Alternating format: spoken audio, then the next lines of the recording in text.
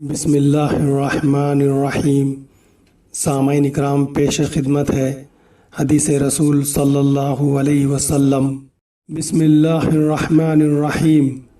बाब इस बयान में कि कौन सा इस्लाम अफजल है। हमको सईद बिन याहिया बिन सईद अमवी कुरैशी ने यह हदीस सुनाई। उन्होंने इस हदीस को अपने वालिद से नकल किया। उन्होंने अबू बुर्दा बिन अब्दुल्ला बिन बुर्दा से, उन्होंने अबी बुर्दा से, उन्होंने अबू मूसा रज़ियल्लाहु अन्हु से। वो कहते हैं कि लोगों ने पूछा, या रसूलुल्लाह सल्लल्लाहु अलैहि वसल्लम, कौन सा इस्लाम अफजल है? तो नबी सल्लल्लाहु अलैहि वसल्लम ने फरमाया, वो जिसके मानने वाले मुसलमानों की ज़बान और हाथ से सारे मुसलमान सलामती में रहे।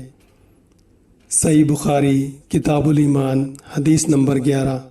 सामाईन इकराम, इस हदीस को दूसरों के साथ भी शेयर करें और नबी करीम सल्लल्लाहु अलैहि वसल्लम की दुआ के मुस्तहिक बने।